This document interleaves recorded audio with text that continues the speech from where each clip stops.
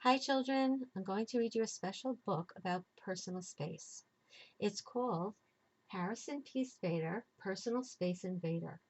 The author is Christian Jones, and the illustrator is Cale Atkinson.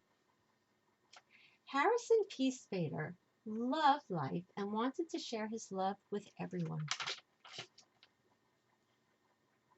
However, Harrison's overly joyful ways were causing problems.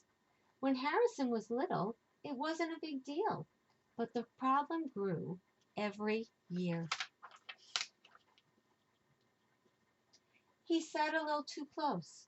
He shook hands a little too long, high-fived a little too hard, and hugged a little too much.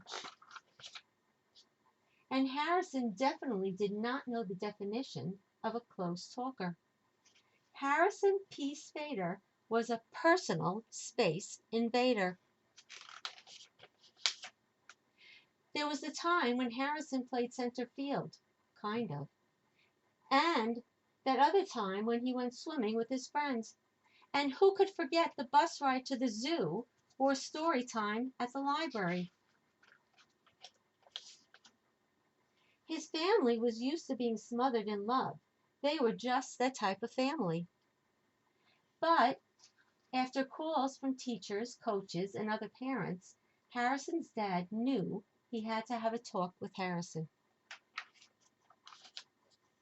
Harrison, I hear you are having trouble staying in your own space, his dad said. Not really. I don't need much space, Harrison replied.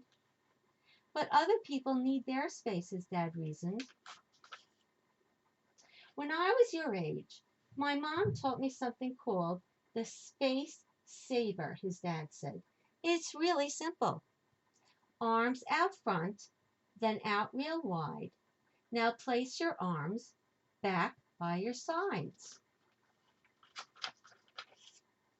If you can do the space saver without touching anyone, you have left a good amount of space, his dad told him.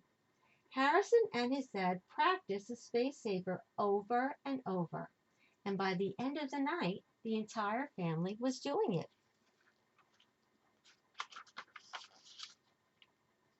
The next day, Harrison used the space saver every chance he could, and he loved it. Harrison even used it when he didn't need to, which he thought was extra clever. However, his teacher and friends weren't as impressed. And after another phone call, Harrison's dad had a few reminders about personal space. I know you like the space saver, but sometimes it might be too crowded for it. Then just put your arms down, be still, and try to stay in your own space, his dad said. Got it, Dad, Harrison replied. And Harrison really did get it this time. On the bus ride to school the next day, Harrison wanted to squish in a seat with two of his friends, but Harrison found himself a seat with some space instead.